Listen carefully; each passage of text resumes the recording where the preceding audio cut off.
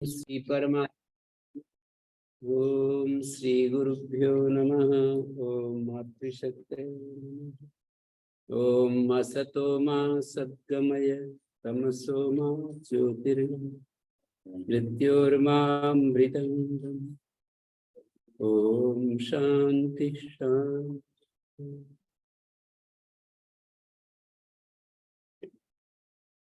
विवेक चूड़ामणि कक्षा 47। तो यहाँ पर 287 श्लोक तक हो गए थे। 9 श्लोकों के द्वारा अनात्म भ्रांति को दूर करने का उपदेश देकर आत्म विस्मृति को अवसर न देने का उपदेश दिया है कि निद्राया लोक वार्ताया 287 नंबर श्लोक में निद्राया लोक वार्ताया शब्दादेरपि विस्मृते क्वचित नावसरम दत्वा चिंतयात्मानम आत्मनि। अपनी आत्मा को अपनी आत्मा में विचार करना चाहिए। निद्रा से लोकवार्ता से शब्दादेरपि विस्मृते है। शब्दादि के कारण से जो विस्मृति पैदा हो जाती है, निद्रा से विस्मृति होती है, लोकवार्ता से विस्मृति होती है, शब्दादि से विस्मृति होती है। उस विस्मृति को अवसर ना दे करके आत्मानम आत्मनि चिंतन। चिंतन तो जागृत अवस्था में ही होता है। तो विस्मृति जो निद्रा से विस्मृति होती है वो बाधक नहीं होगी। सभी श्रोता सुन रहे होंगे। जो निद्रा के कारण जो विस्मृति होती है वो हमारे लक्ष्य में बाधक नहीं बनेगी। जो लोक वार्ता है और शब्दादि हैं, इनकी जो विस्मृति है जागृत काल में होती है, उस विस्मृति को हमें सावधानी से हटाना चाहिए। क्या करे दे? निद्रा में अपनी विस्मृति तो होती है परंतु अन्यथा ग्रहण नहीं होता, इसलिए वो बाधक नहीं होती। विस्मृति होती है, 2 चीजें होती है ना, एक अग्रहण और एक अन्यथा ग्रहण। मतलब मैं जैसे रज्जु को रज्जु रूप में ग्रहण न करना, ये तो अग्रहण है, अग्रहण। और रज्जु को सर्प समझना, ये अन्यथा ग्रहण है। रज्जु को रज्जु रूप में न देख पाना, ये अग्रहण अवस्था है। अग्रहण का मतलब है वस्तु का यथार्थ रूप का ग्रहण न हो पाना। और इतने से बात जागृत और स्वप्न, इन दोनों अवस्थाओं में अग्रहण तो होता है पर अन्यथा ग्रहण भी होता है। अन्यथा ग्रहण का मतलब हम अपने शरीर, इंद्रिय, मन, बुद्धि आदि को शरीर आत्मा समझने लगते हैं, तो ये अन्यथा ग्रहण है। शरीर को आत्मा समझना, मन को, बुद्धि को आत्मा समझना, प्राण को आत्मा समझना, पंचकोशों को आत्मा समझना, ये अन्यथा ग्रहण है। तो निद्रा में अग्रहण मात्र है, इसलिए बाधक नहीं बनेगी। जागृत स्वप्न जो है ना, वो हमारे अधिकार क्षेत्र की बात है। तो उस में जो विस्मृति है उसको हमें, उस विस्मृति को हमें रोकना है। जागृत और स्वप्न की जो विस्मृति है ना, उस विस्मृति को हमें रोकना है। लोक वार्ता से होती है, 5 इंद्रिय विषयों से होती है विस्मृति। हमारी 5 इंद्रिय विषय है ना, या 10 इंद्रिय विषय लगा सकते हो। 5 इंद्रिय विषय ज्ञानेन्द्रियां और 5 कर्मेंद्रियां, इन के द्वारा, और नैयायिकों के अनुसार मन को भी एक इंद्रिय कहते हैं, तो मन को भी गिन सकते हैं। शब्द आदि कहने से तो बाह्य इंद्रियों को ही पकड़ रहे हैं, और लोक वार्ता जो है वाणी को अलग से गिन रहे हैं। स्मृति भी तो बाधक है। स्मृति तो सबसे बड़ी बात है। क्या? स्मृति, मन की स्मृति जो बनाते हैं। हाँ, वो तो ठीक है, पर यहाँ शब्दादि की बात कही, लोक वार्ता वाणी के विषय को लगा लिया। और जो विस्मृति मानी इनके कारण जो विस्मृति आती है उनको अवसर ना देकर, ऐसे कह दिया। जब इनको अवसर नहीं देंगे तो मन हमेशा सजग रहना पड़ेगा ना। ऐसे ही ये कैसे हो जाएगी? शब्दादि जो विस्मृति के कारण बनते हैं ना, आत्मविस्मृति के कारण बनते हैं ना, इसको रोकने के लिए तो मन को बहुत ही एकदम चौकन्ना अवेयरनेस में रहना पड़ेगा ना, मन को सजग अवस्था में रहना पड़ेगा। लोक वार्ता वाणी के विषय को रोकेगा तो भी सजग अवस्था में रहना, मन हमेशा सजग रहेगा तो फिर आत्मविस्मृति का अवसर नहीं आएगा।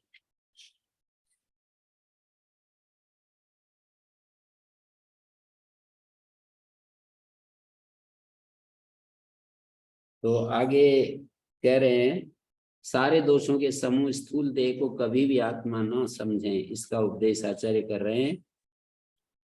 सारे दोषों का समूह है ये शरीर, और सारे साधनों का भी धाम है ये शरीर। पॉजिटिव वे में देखें तो साधन धर्म नहीं, साधन धाम शरीर, साधनों का ये आश्रय है शरीर। सारे साधन इसी से होते हैं, और ऐसे तो सारे अनर्थों का मूल ये शरीर है। शरीर ना हो तो ये सारे खुराफात नहीं होंगे हमारे द्वारा जो की जाती है। तो कहते माता पित्रोर मलोद्भूतम, माता पिता के मल से उत्पन्न होता है जो शुक्र और रज होते हैं ना, इसको भी शरीर का मल ही कहा है। माता पित्रोर मलोद्भूतम मल मांस मयम वपु, मल और मांस में जो ये शरीर है, त्यक्त्वा चंडाल वद दूरम ब्रह्मी भूये कृति भव, चंडाल की तरह इसको दूर से ही त्याग करके, चंडाल की तरह दूर से ही इस शरीर को त्याग करके ब्रह्मी भूये कृति भव, ब्रह्म भाव में स्थित होकर और अपने को कृतकृत्य करना है। ये श्लोक वहां पर भी है। अध्यात्म उपनिषद नाम की एक पुस्तक होती है, अध्यात्म उपनिषद। जैसे 10 उपनिषदों के अलावा वीणा उपनिषद, पाणी उपनिषद, अध्यात्म उपनिषद, जाबालोपनिषद, बहुत सारे उपनिषद है ना, 108 संख्या में चले जाते हैं, या 18 तक भी जाएं तो भी 18 उपनिषद। तो अध्यात्म उपनिषद का 6ठा मंत्र है ये। तो कहते हैं, हे शिष्य, ये शरीर बहुत जुगुप्सित है, घृणित है। शरीर को यदि जुगुप्सित हमारे मन में आ जाए तो बस फिर क्या दिक्कत है संसार में। शरीर में जुगुप्सा भाव आ जाए तो इस शरीर का ये जो मतलब फिर तो इस संसार के प्रवाह को चलाने के लिए जो शरीर में जो एक प्रकार की शरीर के द्वारा जो संतान की उत्पत्ति होती है, जिसमें काम को जन्म मिलता है, सौंदर्य के कारण ही काम की उत्पत्ति होती है, तो वो उसके अलावा तो फिर बस फिर उतने अंश को छोड़ करके शरीर को, यदि हम शरीर में सौंदर्य की कल्पना छोड़ दें तो फिर तो ठीक हो गया सब। शरीर जुगुप्सित है, माता पिता के मल से, रज शुक्र से उत्पन्न होता है, और मल मांस आदि से, मल मांस मयम वपु, ये शरीर मल मांस आदि से परिपूर्ण है। स्वभाव से और हेतु से ये शरीर अत्यंत विभत्स है, स्वभाव से भी। और हेतु क्या है? हेतु तो यही है कि ये माता पिता के मल से पैदा होता है। तो इस शरीर को चांडाल की तरह, मानी शूद्र से, चंडाल कौन होता है? शूद्र व्यक्ति और ब्राह्मणी हो, उन दोनों के संपर्क से जो संतान पैदा होती है, चांडाल कहते हैं। चंडाल को बहुत ही मतलब घृणित देखा जाता है ना। चंडाल व्यक्ति को चंडाल, पामर और कुलकस, ये सारे शब्द जो है वर्ण संकर होते हैं। वर्ण संकर को बहुत ही घृणित मानते हैं शास्त्र में। ओम गुरुजी। हाँ जी। गुरुजी मतलब ठीक है, शरीर से मतलब हमें आसक्ति ना हो किसी की, लेकिन किसी के गुणों से भी तो हो सकता है प्रेम, भाई उसके अंदर वो गुण है ऐसा करके, तो इसी से कैसे बेड़ा पार होगा? फिर भी आदमी फंस सकता है ना। शरीर से क्या गुण देखना, शरीर तो सूक्ष्म शरीर में है गुण, तो शरीर में हाँ, क्या गुण तो सूक्ष्म शरीर से ही मतलब किसी व्यक्ति से, उसकी आत्मा से, उसके गुणों से अगर व्यक्ति को प्रेम वो है, गुणों से राग। देखेंगे तो स्थूल शरीर के साथ थोड़ी उसका, स्थूल नहीं, शरीर वो तो तो नहीं है, नहीं, लेकिन स्थूल बंधन शरीर, तो हो सकता है ना। स्थूल शरीर तो निंदनीय ही बता दिया। महर्षि दयानंद ने भी एक अविद्या का बहुत बड़ा स्वरूप बताया। स्त्री आदि के, आदि मानी पुरुष, स्त्री पुरुष के शरीर को, मलमय शरीर में, मलमय शरीर को क्या समझना, अच्छा समझना, ये अविद्या का भाग बता दिया। नहीं, मैं ये पूछ रही थी गुरु जी, जैसे आप कह रहे थे ना कि अगर शरीर में को हमने समझ लिया कि मल में है, तो उसके बाद फिर हम फंसेंगे नहीं। तो मतलब मैं ये कह रही हूँ कि अगर आदमी मतलब उसकी उन्नति तब भी तो रुक सकती है, अगर किसी के गुणों से वो राग रखता है, प्रेम रखता है, तब भी। नहीं, गुणों की तो बात फिर शरीर से नहीं होती है ना, मैं ये इतना ही कह रहा हूँ। जी गुण, गुण, गुण दृष्टि जो है, शरीर में गुण दृष्टि नहीं होती ना, वो तो फिर उसके स्वभाव, उसके सूक्ष्म शरीर, उसकी बुद्धि, उसका जो भी मन है उसमें होगी। तो उसमें होगी शरीर तो से वो तो फिर आगे, जी। शरीर को तो पार करना ही पड़ेगा ना। जी गुरु जी, शरीर, पर फिर वो भगवान का मान लेगा, जो उसकी चीजें हैं उसको भगवान का मान करके फिर वो हटेगा वहां से।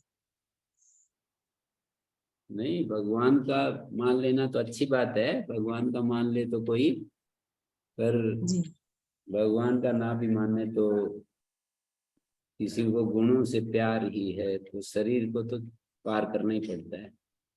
जी शरीर में तो अटका हुआ व्यक्ति कहाँ जाएगा गुणों में, तो आसक्ति है, शरीर में तो आसक्ति ही एक रूप है, आसक्ति का ही रूप। जी तो ब्रह्मी भूय, ज्ञान जन जो ब्रह्मत्व है उसे दूर करके मैं ब्रह्म स्वरूप हूँ ऐसा जानकर कृतकृत्य हो जा, ब्रह्मी भूय। अज्ञान के कारण जो अब्रह्मत्व है, अब्रह्म ब्रह्म संपद्यते, ये व्याकरण के अनुसार श्री प्रत्यय जो होता है भूत तद्भाव में होता है, जो अब्रह्म था वो ब्रह्म होना, ये ब्रह्म श्री प्रत्यय होता है, ब्रह्मी शब्द का अर्थ होगा। तो सारे कर्तव्यों को पूर्ण कर लिया जिसने, जिसका कोई कर्तव्य शेष नहीं रहा, उसको कृतकृत्य कहते हैं। कृति भव का मतलब कृतकृत्य हो जा, सारे कर्तव्य जिसके पूरे हो जाते हैं उसको कृत्य कहते हैं।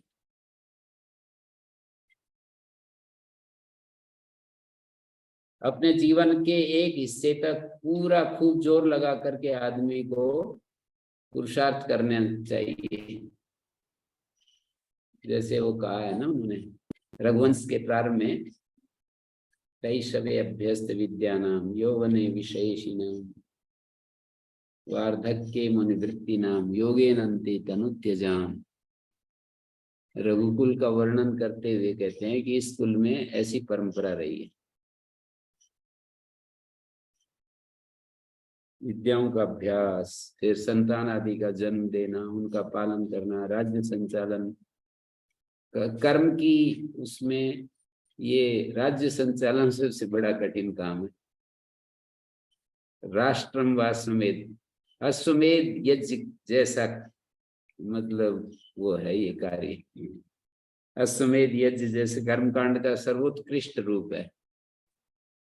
ऐसे ही लौकिक कर्मों में राष्ट्र संचालन सबसे मुश्किल काम है। कोई कुछ बोलता है, कोई कुछ बोलता है, इतना सामर्थ्य चाहिए ना अपने आप को बिल्कुल एकदम, कितने निर्णय लेने पड़ते हैं, कितने निर्णय लेने पड़ते हैं, कितनी सुननी पड़ती है, हैं?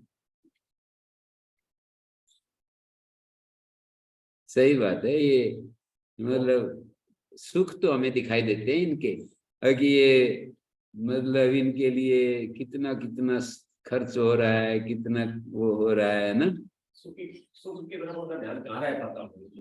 उनका तो नहीं रह पाता, देखने वालों का कह रहा हूँ। देखने वालों का है। हैं? देखने वालों का है। देखने वालों का केवल सुख पर ध्यान है, उनकी परेशानियों पर ध्यान नहीं है। उनका सुख पर ध्यान नहीं होता, अपनी परेशानियों पर रहता है और उन परेशानियों को मैनेज कर। कभी कभी सुख की बात है कि जहां भी जाते हैं बड़े बड़े राष्ट्राध्यक्ष उनको आगे स्वागत के लिए तैयार मिलते हैं, सभाएं लगी रहती हैं, वहां भी अपनी बात, मतलब कहीं कोई एक सेकंड का भी वेस्टेज नहीं है समय की, है ना। सब जगह साधनों की भरमार है। लेकिन साथ में सब जगह प्रोटोकॉल से बंधे रहते हैं, अपनी इच्छा बैठ भी सकते हैं, कैसे बैठना है, जैसे प्रोटोकॉल है वैसे बैठना पड़ेगा। नहीं, प्रोटोकॉल इतना ज्यादा बाधक नहीं है, वो तो आराम से, मतलब एक प्रोटोकॉल तो एक व्यवस्था से ठीक ही बना रखा है, ज्यादा पराधीनता वाला प्रोटोकॉल नहीं होता है। सर यहाँ मत बैठिए, ऐसे नहीं कह सकते हैं? खुद को ध्यान रखना पड़ता है। क्या खुद को ध्यान रखना पड़ता है कि कई मेरे बारे में गाना सोच ले, इसलिए प्रोटोकॉल का ध्यान करना ही है, मतलब अपने आप से फांसी लगाने पड़ता है। तो अपने सारे कर्तव्यों का जिसने पूर्ण कर लिया उसको कृतकृत्य कहते हैं। ध्यान होने पर ज्ञानी का कोई कर्तव्य शेष नहीं रहता। यदि आत्मज्ञान हो जाए तो फिर उसका कोई कर्तव्य बचता नहीं है। ये सबसे बड़ा कर्तव्य है। मुझे ज्ञान हो गया कोई कहे और मेरा ये कर्तव्य अभी बचा हुआ है, तो अभी ज्ञान ही नहीं हुआ है। कोई कहे ना कि मेरे को आत्मज्ञान हो गया, समाधि लग गई मेरी, ऐसे बोलते हैं ना। अलग अलग परिभाषाएं, अलग अलग शब्द बोलते हैं। आर्य समाज में कहेंगे समाधि लग गई, वेदांत की प्रक्रिया में कहेंगे ज्ञान हो गया है। तो ज्ञान हो गया और मेरा ये कर्तव्य अभी बाकी बच रखा है, तो उसको सम्यक ज्ञान नहीं हुआ है। तो हे शिष्य, आत्मा को सम्यक प्रकार से जानने पर कृतकृत्यता प्राप्त होती है। तो अत्यंत निंदनीय इस शरीर में आत्मबुद्धि का त्याग करके, आत्मा को यथार्थ रूप से जानकर जीवन मुक्त हो जा।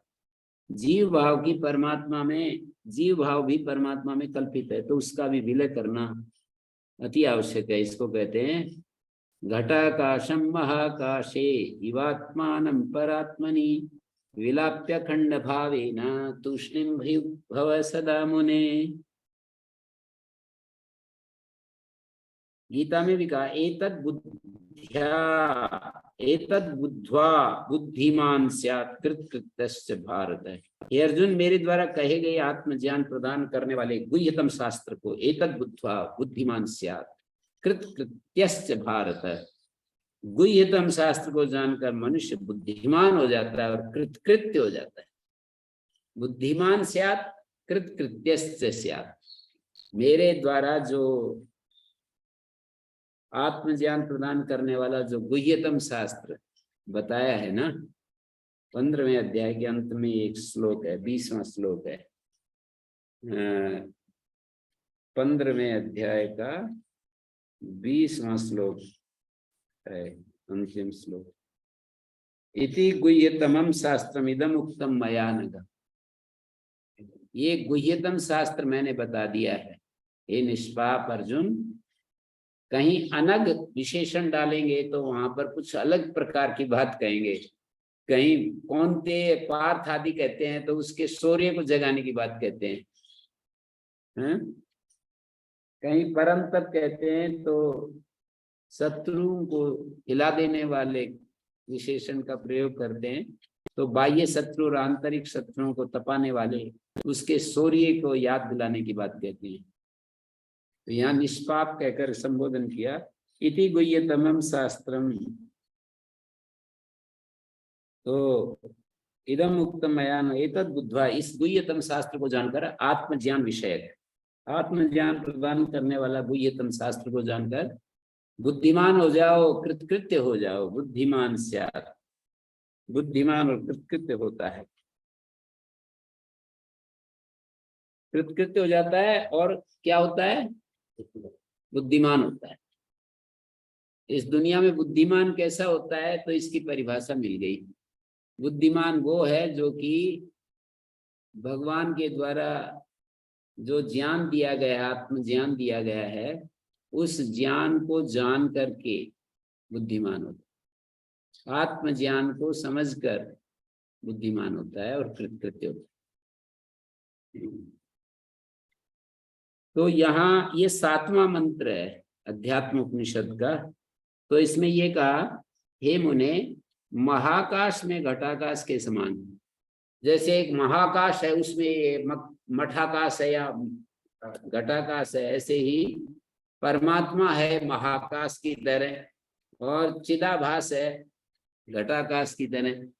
चिदाभास हमारा जो अंतःकरण है उसमें जो चैतन्य की उपस्थिति है ना, वो अंतःकरण में चैतन्य तो है घटाकाश की तरह, और उसके बाहर जो ये अनंत आकाश दिखाई देता है ये परमात्मा की तरह। परमात्मा में आत्मा को जानकर विलाप्य अखंड भावे न, उसको अखंड भाव से विलीन करके भेद ना बचे। फिर ये घटाकाश और ये परमात्मा रूप है, इसका जो भेद खत्म करके, मतलब इस घटाकाश को जैसे महाकाश में विलय कर दें तो एक ही हो जाता है। इसी तरह से जो चिदाभास है उसको परमात्मा में विलापन करके तूष्णीम भव सदा मुने, हे मुने तो सदा तूष्णी भाव को प्राप्त हो जाओ। तो इसी तरह से ये सारी कल्पनाओं का जो अधिष्ठान ब्रह्म है, सभी का कारण बना हुआ जो ये है ना, सब का सर्वस्व का जो कारण बना हुआ जो परमात्मा है, आदि मूल परमेश्वर, इतना सुंदर महर्षि दयानंद ने छांट करके शब्द लिखा है ना।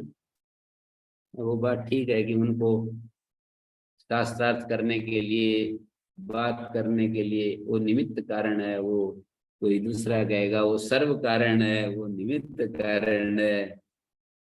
बाकी आदि मूल कह करके बहुत बड़ा मोहर लगा दी है, परमात्मा आदि मूल है। तो सभी कल्पनाओं का जो अधिष्ठान ब्रह्म है उसके अतिरिक्त तो और कुछ भी नहीं है। ऐसे ज्ञान के द्वारा उपाधियों का हम जब निषेध कर देते हैं, उपाधियों को हटा देते हैं, प्रविलापन कर देते हैं, तो अखंड रूप से अपरिच्छिन्न आकार मात्र आज हम डिग्रीला में बात भूमिका देख रहा था। स्वामी दयानंद जी डेली ही सब कुछ को लिए करके कह कि सब कुछ के जब जो कर्म है हमारा उसी में सब लेकर में विलीन हो जाता है। एक प्रकार से वो वही बात कह रहे हैं। तो विलाप्य अखंड भावेन तूष्णीम भव सदा मुने, हे मुने सदा चुप हो जाओ, तूष्णीम भव।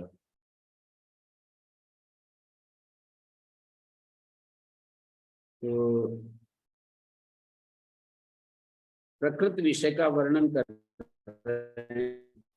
प्रकाशम अधिष्ठानम स्वयं भूय सदात्मना ब्रह्मांडम अपि पिंडांडम यज्ञता मलभांडवत। अध्यात्म उपनिषद का ही 8वां मंत्र है, फिर आगे 9वां मंत्र है, फिर 10वां मंत्र है। ये 10वें मंत्र तक अध्यात्म उपनिषद के मंत्र यहाँ पर दिए हैं। क्या बताया? स्वप्रकाशम अधिष्ठानम स्वयं भूय सदात्मना ब्रह्मांडम अपि पिंडांडम त्यज्यता मल भांडवत। घास रखी थी बीच में जाएगी।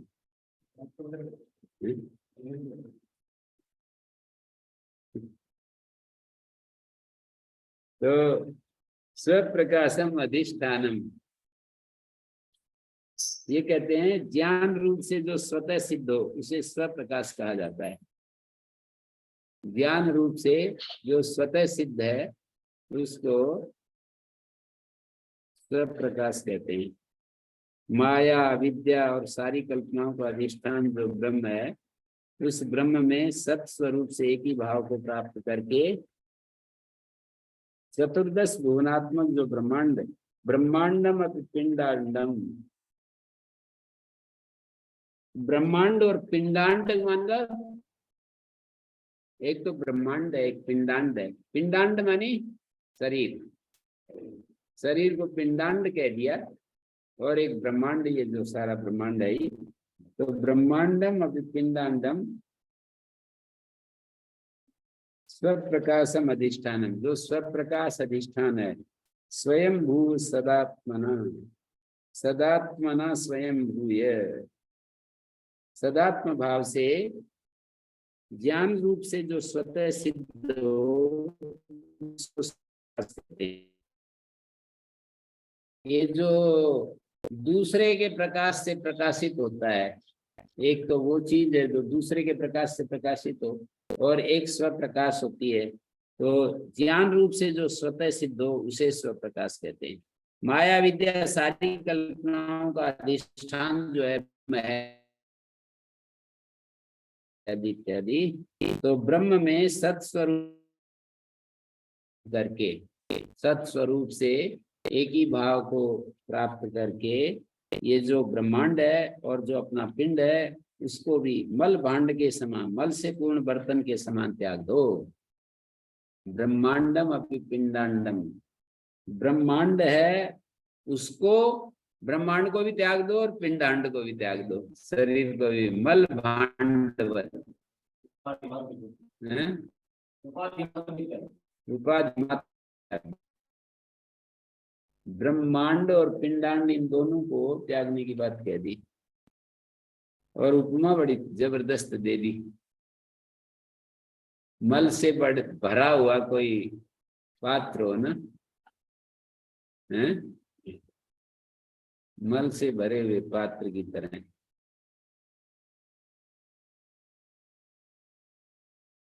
कोई छूना ही नहीं चाहता है और उसकी याद भी नहीं करते, छूना भी नहीं चाहते, स्मरण भी नहीं करते। तो ये शरीर भी, शरीर जो है ना इसकी भी यही स्थिति है, क्योंकि देही आत्मा अत्यंत निर्मल है और देह अत्यंत मलिन है। ये दो बातें समझनी पड़ेंगी।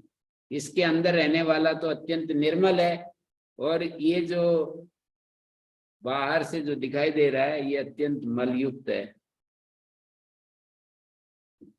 तो ऐसी इस अपवित्र शरीर को नित्य पवित्र आत्मा मत समझ, नित्य पवित्र आत्मा शरीर को मत समझ। साधन धाम शरीर, साधन करने के लिए उपयोग लेना है तो ले लो, तप करने के लिए कुछ करना है तो कर लो, सेवा करने के लिए, तप करने के लिए और भोग करने के लिए, तीन उपयोग हैं शरीर के। एक दुरुपयोग है और दो सदुपयोग है। ऐसे स्वामी शरणानंद जी महाराज बताते रहते हैं, शरीर से भोग कर लो, शरीर से सेवा कर लो, शरीर से तप कर लो। तप का मतलब होता है अपनी सामर्थ्य को बढ़ाना, और सेवा का मतलब बढ़ी हुई सामर्थ्य को दूसरों के लिए। योग तप का रूप है, यज्ञ सेवा का रूप है। यज्ञ और योग दो शब्द सुने होंगे ना, तो यज्ञ तो सेवा का रूप है। केंद्र की तरफ जाने का नाम योग है, केंद्र से परिधि की तरफ आने का नाम यज्ञ है। जैसे केंद्र होता है, सर्कल होता है, सर्कल के बीच में केंद्र होता है, केंद्र की तरफ जाना, परिधि से केंद्र की तरफ बढ़ने का नाम योग है, और केंद्र से परिधि की तरफ आने का नाम यज्ञ है।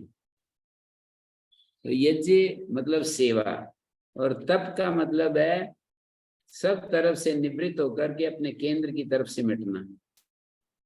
एक में सिमटना है, एक में फैलना है। और भोग क्या है? भोग तो फिर बस प्राप्त सामर्थ्य को अपने सुख में खर्च करना। भोग इतना ही है कि जो प्राप्त सामर्थ्य है ना उसको अपने सुख में खर्च कर देने का नाम, ऊर्जा को अपने सुख में लगा देने का नाम भोग है। केंद्र से जुड़े रहते हुए परिधि जाना, यही तो यज्ञ। केंद्र से हटे और परिधि में भागने पे होंगे। केंद्र से परिधि की तरफ, केंद्र से जुड़े रहते हैं।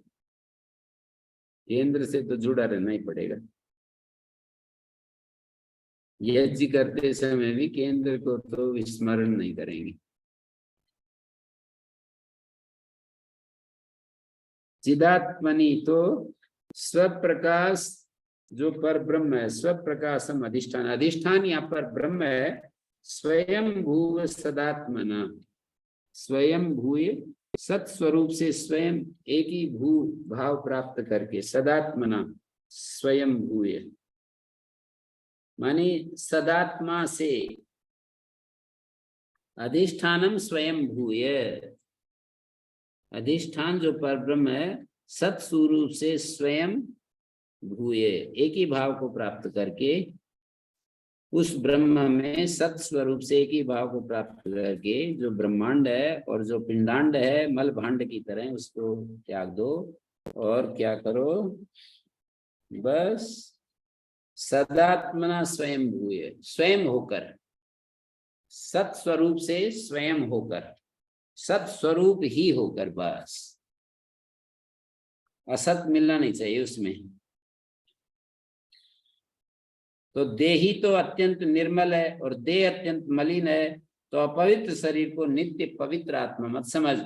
चिदात्मनि सदानंदे देहारूढ़म रूढ़ाम अहम दिह्यम निवेश्य लिंगम उत्सृज्य केवलो भव सर्वदा। अब ये कहते हैं दे चिदात्मनि, ये अध्यात्म उपनिषद का 9वां मंत्र है।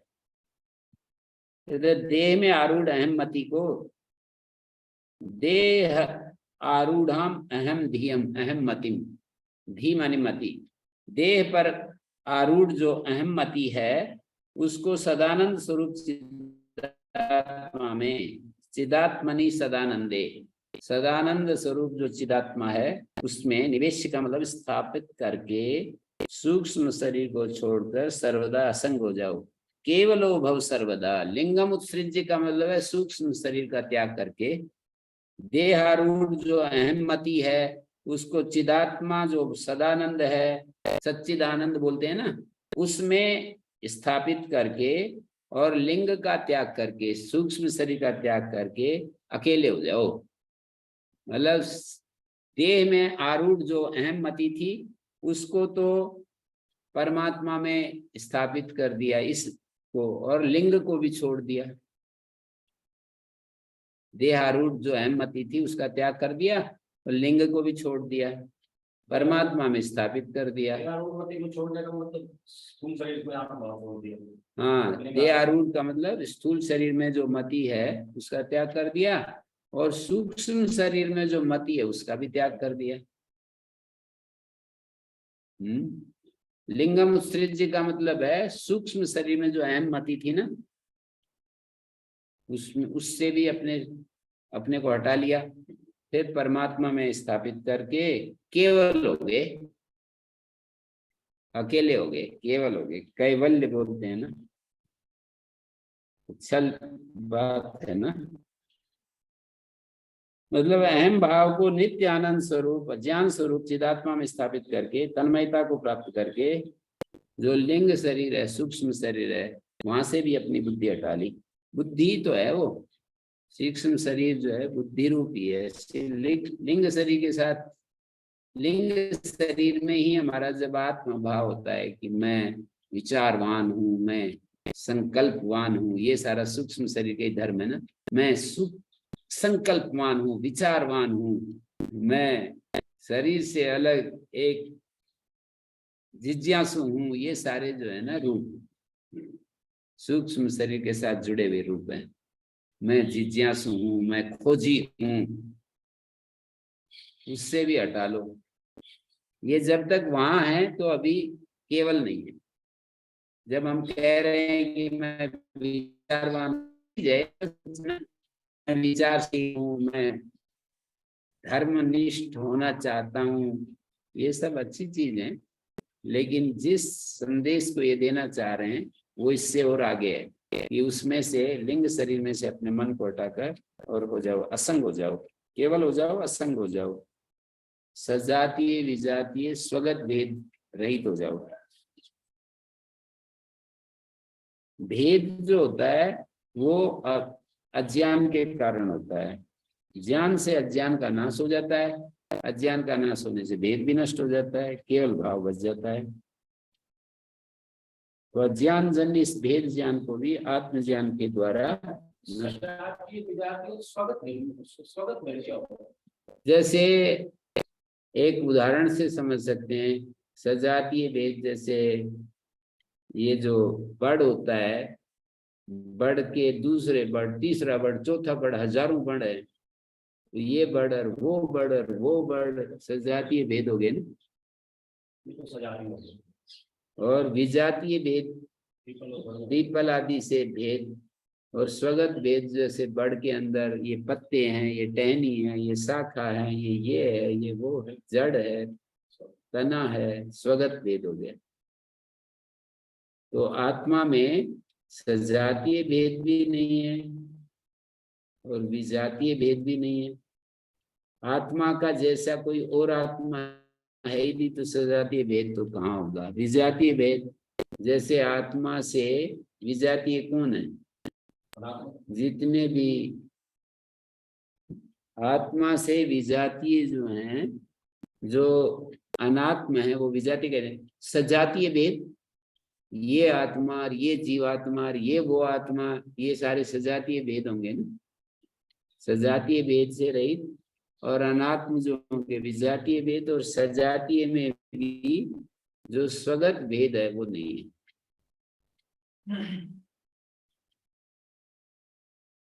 तो इस तरह से वस्तु में तो समझ आता है, आत्मा में स्वगत भेद कैसे समझे?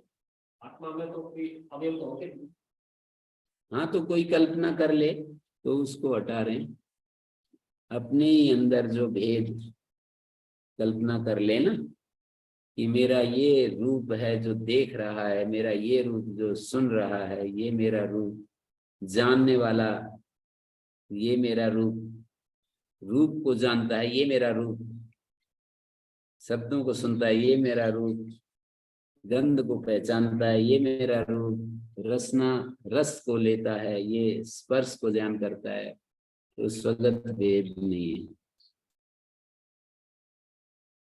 और ये अध्यात्म का 10वां मंत्र है, इसमें कहा यत्र ऐसे जगदाभासो दर्पणांता पुरम यथा तद ब्रह्माहमिति ज्ञात्वा कृत्कृत्यो भविष्यसि। दर्पण के अंदर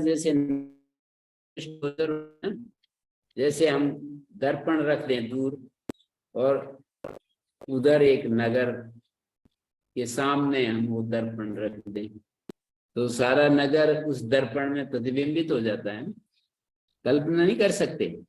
जैसे एक धोसी के पहाड़ पर चढ़ करके हम दर्पण में ऐसे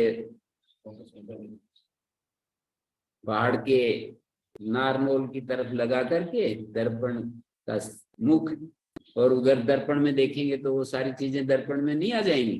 पहाड़ पर खड़े होकर के देख लेना कभी जाओ तो दर्पण में प्रतिबिंबित नगर जैसे दृष्टिगत होता है। यत्रैष जगदाभासो, जहाँ ये जगदाभास दर्पणांतः पुरम यथा, दर्पण के अंदर जैसे नगर दिखाई देता है, ऐसे ही यत्र ऐस जगदाभास है, जिस ब्रह्म में ये जगत रूपी आभास प्रतीत होता है। ये जगत जितना भी है ना, ये दर्पणवत प्रतीत होता है ब्रह्म में। ब्रह्म तो हो गया दर्पण स्थानी, और ये जगत हो गया प्रतिबिंब स्थानी हो गया है, नगर स्थानीय हो गया। जैसे कि दर्पण में नगर प्रतीत होता है, तो ऐसे ही ये जगत जो है नगर स्थानीय हो गया, प्रतिबिंब स्थानीय हो गया। मतलब नगर का बिंब, नगर बिंब स्थानीय है, प्रतिबिंब जो दर्पण में दिखाई देता है। तो ऐसे ही ये जगत दर्पण में प्रतिबिंबित हो रहा है, ब्रह्म में प्रतिबिंबित हो रहा है। ब्रह्म दर्पणांता पुरम यथा तद ब्रह्माहमिति ज्ञात्वा, जगत आभास प्रतीत होता है, जगत रूपी आभास प्रतीत होता है, वो ब्रह्म तद ब्रह्म अहमिति, वो ब्रह्म मैं ही हूं, इस प्रकार जानकर कृतकृत्य हो जाओ, कृतकृत्य हो भविष्यसि। स्वच्छ छिद्र रहित दर्पण होना तो मनुष्य, नदी, पत्थर आदि युक्त नगर प्रतिफलित हो जाएगा। दर्पणस्थ होने पर भी नगर प्रतीत होता है, दर्पण में स्थित होने पर भी नगर प्रतीत होता है। उसी तरह जिस सर्वाधिष्ठान रूप ब्रह्म में, सबका अधिष्ठान ब्रह्म में जगदाभास माने मिथ्याभूत जगत प्रतीत हो रहा है। जो एक जैसा नहीं रहे उसको मिथ्या कहते हैं, जो एक रूप में ही रहे तो वो सत्य है, बदले नहीं। त्रिकालाबाध्य, किसी भी प्रमाण से तीनों काल में जिसका बाद ना हो वो सत होता है। तो जिस सर्वाधिष्ठान रूप ब्रह्म से, ब्रह्म में ये जगदाभास मानी मिथ्याभूत जगत प्रतीत हो रहा है, वो ब्रह्म मैं ही हूँ ऐसा जानकर तुम कृतकृत्य हो जाओगे। तो ये जगत दर्पण में प्रतीत होने वाले नगर के समान है। जगत नगर के समान है, जैसे उसकी सत्ता दर्पणाधीन है। नगर की सत्ता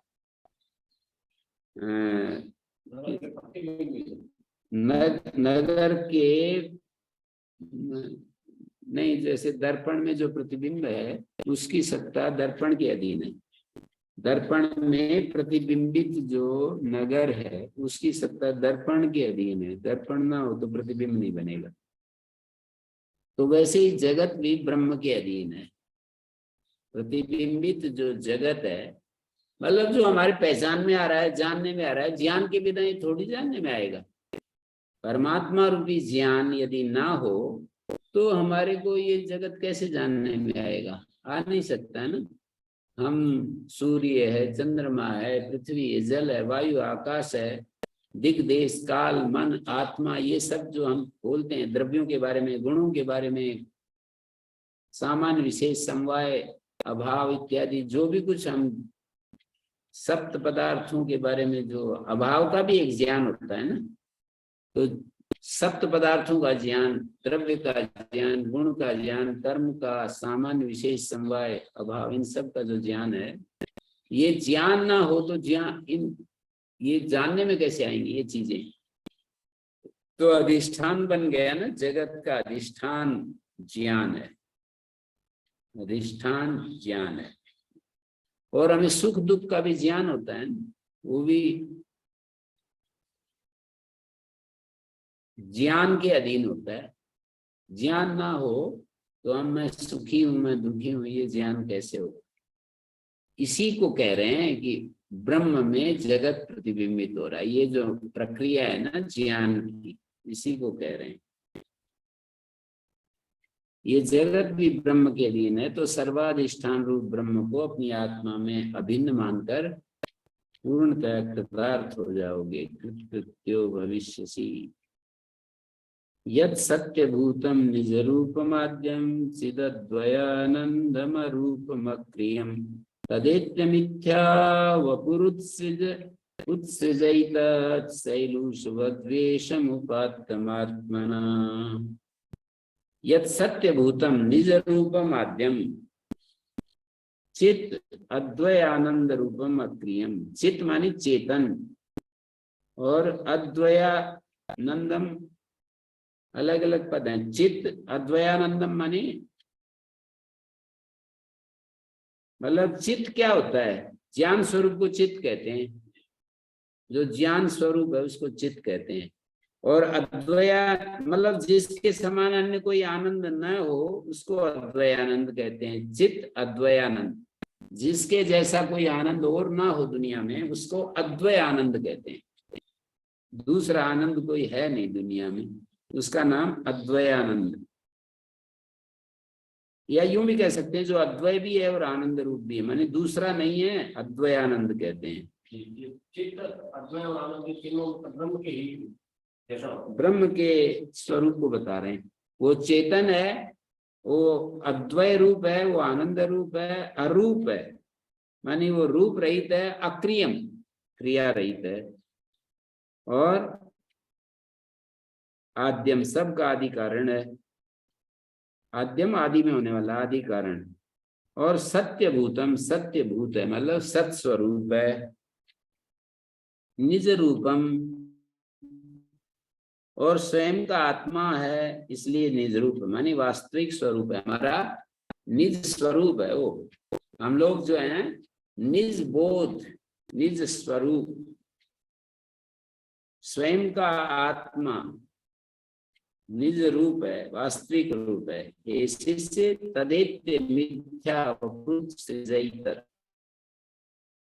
तू अपने वास्तविक स्वरूप को प्राप्त करके मिथ्या वपु उत्सृज एतत्, तुम अपने वास्तविक स्वरूप को प्राप्त करके क्या करो?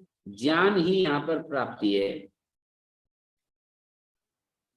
मिथ्या वस्तु को त्याग करके शैलूषवत वेशम उपात्तम आत्मना, नट के समान धारण किया हुआ जो शरीर रूपी मिथ्या वेश है उसको त्याग दे। जैसे वो जो अभिनेता होते हैं वो अपना एक कृत्रिम रूप धारण करते हैं, श्री कृष्ण का रूप, कृष्ण के उसमें जैसे महाभारत में अलग अलग राजाओं के रूप धारण करते हैं। अलग अलग अभिनेता अभिनय करते समय अलग अलग केश बड़े बड़े कर लेते हैं या मुंडन कर लेते हैं, चाणक्य की तरह चोटी रख लेते हैं। ऐसे ऐसे जो शैलूष कहते हैं नट को, अभिनेता को। शैलूषवत वेशम उपात्तम आत्मा, अपना जो उपात्त वेश है, अपना जो धारित वेश है, स्वीकृत वेश है, उसको छोड़ करके और उस अपने स्वरूप को प्राप्त हो जाए। मिथ्यावेश को त्याग कर दे और उसको प्राप्त कर ले, अपना जो निज रूप है, अपना जो वास्तविक रूप है, उसको प्राप्त कर ले। शिष्य आचार्य शिष्य दो का संवाद है ना, तो गुरु जी कह रहे हैं कि हे शिष्य तू ऐसा कर ले, अपने वास्तविक स्वरूप को प्राप्त करके ज्ञान ही प्राप्ति है। ये कंठ चामी कर न्याय की तरह है ये चीज। गले में जैसे कोई माला पड़ी हो और ढूंढता फिर रहा हो, बाहर देखता फिर रहा हो कि मेरी माला कहाँ गई, मेरी माला कहाँ गई। चश्मा लगा रखा हो, ढूंढता फिर रहा हो, मेरा चश्मा कहाँ गया, चश्मा देखा गया, मेरा चश्मा नहीं मिल रहा। सच्ची घटना है ये। एक दो बार चश्मा लगा एक बार हुआ है इसी हाँ, तो चश्मा जो है ढूंढते फिर रहे बाहर, और चश्मा लगा हुआ है और कंठ में चामी कर माला पड़ी हुई है और ढूंढ रहा है कि माला कहाँ गई, माला देखी क्या, माला देखी, ऐसे ऐसे करता फिर। तो वो बताते हैं कि ये क्या है, ये गले में क्या, अच्छा मतलब ओ मैं तो भूल गया कहते ही याद आ जाती है। ऐसे ही ब्रह्म की तरफ से हमारा मन हटा हुआ होता है, बुद्धि हटी हुई होती है, हम ढूंढते रहते हैं, ढूंढते रहते हैं। फिर वो गए ये ढूंढने वाला ही तो आत्मा है, यही तो तुम हो जो ढूंढ रहे हो। ढूंढने वाला ऐसे शांत होकर के, ढूंढने वाला ही है, कौन ढूंढ रहा है उसको देखो।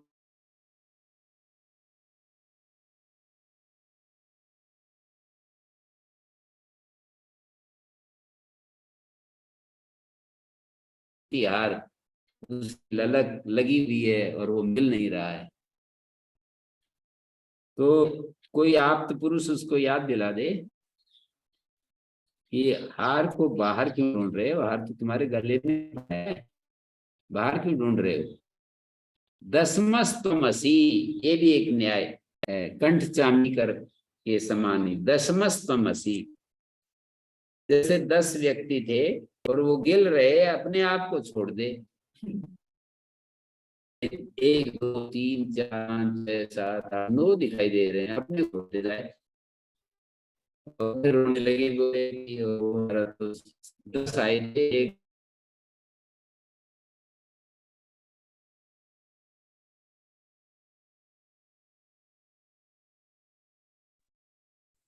तो कहता है कि मेरा हमारे साथी एक गायब हो गया। तो किसी ने कहा कि भाई ये कितने आदमी थे, पूछा, बोले 10 थे। तो एक एक जोर थप्पड़ मारते हुए अलग, अच्छा मैं एक थप्पड़ मारूंगा और इधर आपसे जाना, 1 2 3 4 5 6 7 8 9 10 हो गए। तो इस तरह से ही ये होता रहता है। तो ढूंढ बाहर क्यों रहे हो, तो वो गले में हाथ डालकर देखता है तो उसे हार मिल जाता है। ऐसे ही बाहर ढूंढने वाले को, अपने को अपनी तरफ जब दृष्टि आती है तो 10 संख्या पूरी हो जाती है।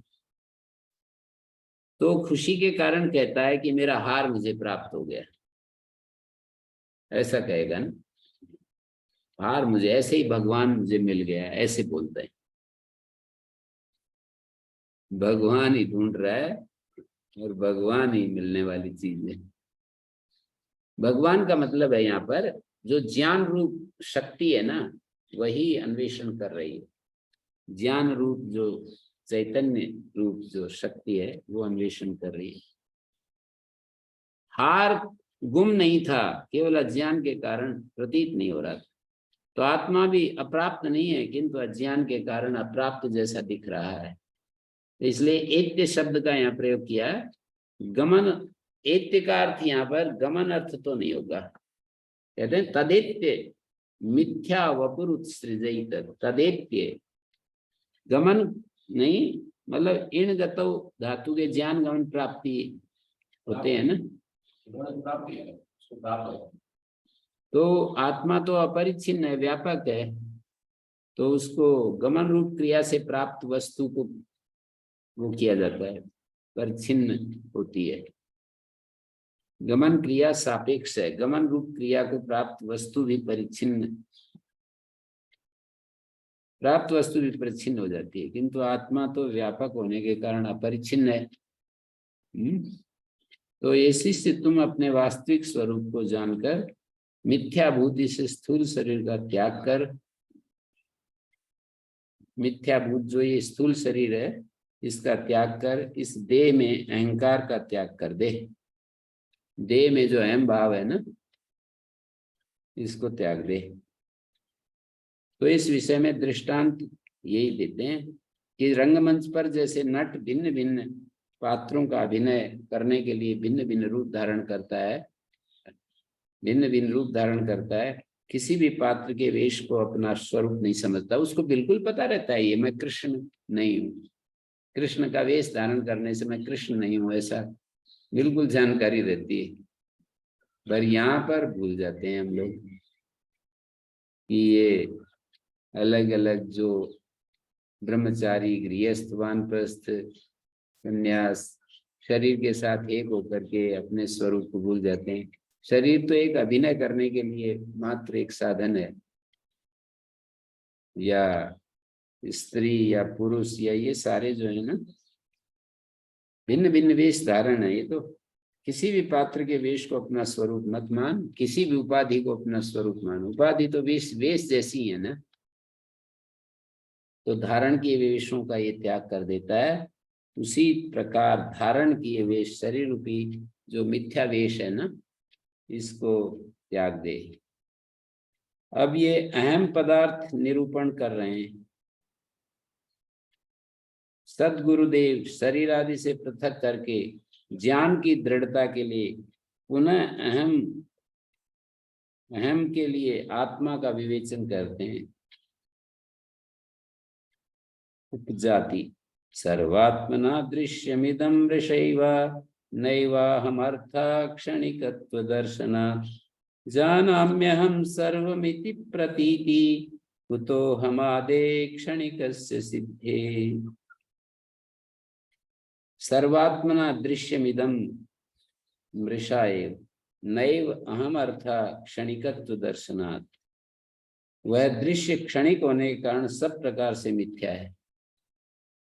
सर्वात्मना दृश्यमिदं मृषा एव, वो जो दृश्य है क्षणिक होने के कारण क्षणिकत्व दर्शनात् सब प्रकार से मिथ्या है। दृश्यमिदं मृषा एव, सर्वात्मना दृश्यमिदं मृषा एव, वो दृश्य क्षणिक होने के कारण सब प्रकार से मिथ्या ही है। वो अहमर्थ नैव अहमर्थ क्षणिकत्व दर्शनात्, अहमर्थ माने आत्मा जो है वो नहीं है। दृश्य जो दृश्य रूप है ना हमारा शरीर जो दिखाई देता है, अहमर्थ, अहम का अर्थ आत्मा, अहमर्थ मानी आत्मा, वो आत्मा नहीं है। शरीर को आत्मा नहीं कह सकते। क्षणिकत्व दर्शनात्, क्षण क्षण में परिवर्तन हो रहा है। अपने जीवन में कैसे कैसे रूप हमने देख लिए, अपने कितने बदल रहे हैं। ये आत्मा अपरिणामी है, परिवर्तनशील है। ये शरीर आत्मा कैसे हो सकता है? मैं सब कुछ जानता हूं, ऐसी प्रतीति क्षणिक अहंकार आदि को कैसे हो सकती है? जानाम्यहं सर्वमिति प्रतीति, मैं सब कुछ जानता हूं, ये जो प्रतीति है कुतो अहम आदे क्षणिकस्य सिद्धे, तो अहंकार आदि को कैसे हो सकती है ये प्रतीति। तो अहम पद का जो मुख्य अर्थ है ना, अहम पद का छांदोग्य उपनिषद में जैसे भूमा का वर्णन करने के बाद बोले अब अहंकार आदेश, फिर आत्मादेश, 3 कथन किए एक ही लाइन में। भूमा अधस्तात्, वहां भूमा उपरिष्टात्, भूमा पश्चात, भूमा दक्षिणता, उत्तरेण। भूमा सब तरफ दिखाया, नीचे ऊपर भूमा दिखाया, फिर अहम को दिखाया, मैं ही ऊपर नीचे दाएं बाएं हूं, फिर आत्मा। भूमा की जगह अहम और अहम की जगह आत्मा। आत्मा ऊपर नीचे दाएं बाएं, तीनों का एक ही अर्थ है। भूमा कहो, अहम कहो, आत्मा कहो। तो यहाँ अहम अर्थ का मतलब आत्मा है। अहम पदार्थ सत्य है और नित्य है। तो ये दृश्य पदार्थ तो मृषा है, मृषैव दृश्यम इदम मृषैव। सर्वात्मना, सब प्रकार से, सर्वात्मना का मतलब सब प्रकार से, दृश्यम इदम मृषाएव। नैव अहम अर्थ क्षणिकत्व दर्शनात्, क्षणिकत्व देखे जाने से अहम अर्थ नहीं है। जानाम्यहम सर्वमिति प्रतीति, ये अमर्थ आत्मा नहीं है, मैं सब कुछ जानता हूँ, ऐसी प्रतीति क्षणिक है। और अहंकार आदि को कैसे हो सकती है।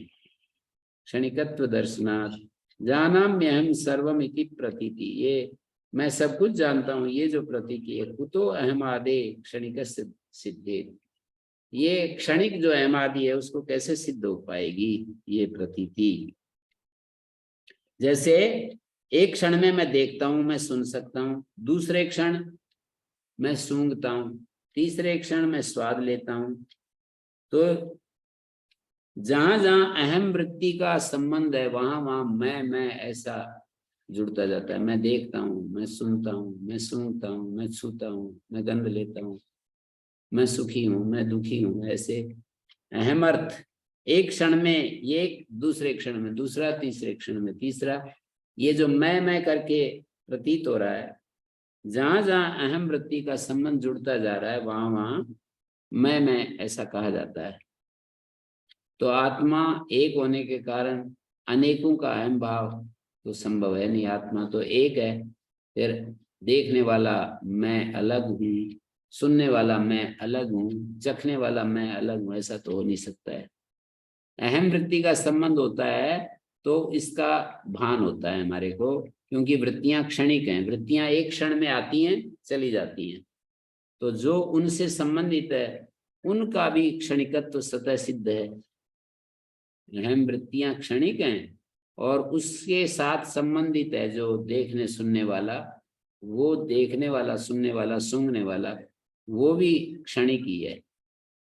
और जो आभासित होने वाला पदार्थ है उसकी सत्ता में कोई प्रमाण भी नहीं है। जो आभासित होने वाला पदार्थ है, जो हमको, जैसे रज्जु में सर्प आभासित हो रहा है या स्वप्न में अलग अलग दृश्य आभासित हो रहे हैं, दर्पण में जगत आभासित हो रहा है, तो आभासित होने वाले वो उसकी सत्ता में कोई प्रमाण नहीं। तो जड़ होने के कारण, क्षणिक होने के कारण ये दृश्य मिथ्या ही है। एक तो जड़ होने के कारण और एक दृश्य होने के कारण। जड़ का मतलब है जिसमें प्रकाश नहीं है, ज्ञान नहीं है, और दृश्य का मतलब दृष्टा के सामने जो प्रकाशित होता है। और क्षणिक होने के कारण मतलब जड़ होने के कारण और क्षणिक होने के कारण, क्षण क्षण में बदल रहा है, तो वो दृश्य मिथ्या है। ये अहम अर्थ हो नहीं सकता। अहम का अर्थ आत्मा नहीं हो सकता, दृश्य आत्मा नहीं हो सकता। आंख कभी रसास्वादन कर सकती है या कान कभी रूप का, मतलब रस का आस्वादन आंख, या कान रूप दर्शन। आंख क्या रस का आस्वादन कर सकती है? क्या आंख रस का आस्वादन कर सकती है? कान क्या रूप का दर्शन कर सकता है? रसना क्या गंध का ग्रहण कर सकती है? क्या नहीं कर सकती ना। तो इनका अमर्थत्व नहीं है। मन भी अपनी वृत्तियों को जान नहीं सकता। मन में वृत्तियां आती हैं तो जानने वाला कोई और है। मन में तो वृत्तियां मात्र उत्पन्न होती है, वो जड़ है। तो कर्ता और कर्म का विरोध भी है। जो कर्म होता है, जो हमारे जानने में आता है, वो कर्ता नहीं हो सकता है। उसी समय युगपत कर्म और कर्तृविरोध बोलते हैं। तो इन अनात्माओं में आत्मबुद्धि का अति शीघ्र तुम्हें त्याग कर देना चाहिए। आत्म स्वरूप में स्थित होकर नित्य जो परमात्मा है उसमें निमग्न हो जाना चाहिए। तो आत्मा उससे भिन्न है, इसका प्रतिपादन आगे करेंगे। अहमर्थ की बात जो है कुछ थोड़ी देर हमने की। सर्वात्मना दृश्यमिदम मृषाय, सर्व भाव से सर्व रूप से जो ये दृश्य दिखाई देता है ये मृषाई है, ये अहमर्थ नहीं हो सकता, इसमें क्षणिकत्व दिखाई देता है। तो जाना में हम सर्वमिति प्रतीति, मैं सब कुछ जानता हूँ, ये जो प्रतीति है ये भी अहमर्थ नहीं हो सकता है। जिसको कुतो अहमादे क्षणिकस्य सिद्धेत। ओम शांति शांति शांति।